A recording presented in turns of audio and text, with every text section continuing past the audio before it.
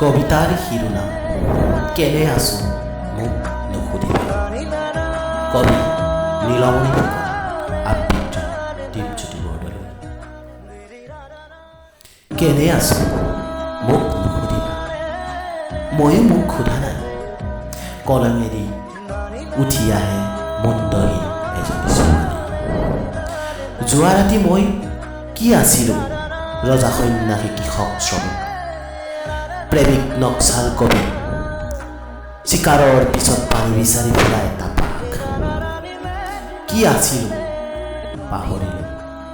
কেনে আছোঁ মোক নুসুধিবা, মইতো অকলশৰীয়া নহয়। কাৰণ সেই শেষ ভোজনৰ পিছতো বিদায় দিব নোৱাৰিলোঁ, বিদায় ল'বও নোৱাৰিলোঁ। অভৱিষ্যতৰ পিছৰ পৰা মই সুখা নাই, কন্দাও নাই। কাৰণ যাওঁ ক'ৰ পৰা আহিছিলোঁ পাহৰিলোঁ। তেজপতীয়াই জীয়াই থাকে দিন, কাৰণ হাৰ মোৰ আবেলি আলিবাটেৰে কাঠ হাঁহি মাৰি যায়। কাৰণ দোকানৰ চৌকেছত ৰতিকিয়াত মত্ত এহাল কুকুৰ, কঁকালত পুলশালিংগৰ মাৰা পিন্ধি ভূতনাথত অন্ধকালি। কাৰণ সকলোৰেই এটাই ভয়, মৰা মানুহবোৰো কবৰে নকৰে। খিৰিকী খুলিবলৈ দুৱাৰ, কাৰণ তেতিয়াৰ পৰা ৰৈ ৰৈ মিছা ফাঁকি ভাও ফুৰা জালিয়তী যৌৱন তৈয়াৰো নিদয়।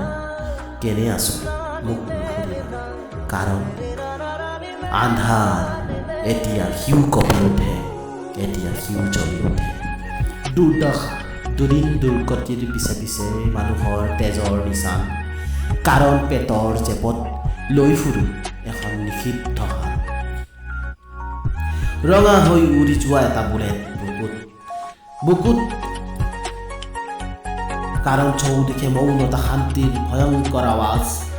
কেনে আছো মোক নুসুধিবা, কলঙেদি উঠি আহে মুণ্ডহীন এজনী ছোৱালী। কাৰণ ৪২ ঘণ্টা মোৰ মৃতদেহটো গুৱাহাটীৰ পদপথত পৰি আছিল। কাৰণ এতিয়াও মই চকু মেলি আছোঁ, মোৰ মৃত্যুৱেও চকু মেলি আছে। কাৰণ খালে ডুঙে নিয়ৈ বিলৈ জাকি মাৰি মাছে হেৰা মোৰ গম্ভীৰ গতিৰ অশ্বানী।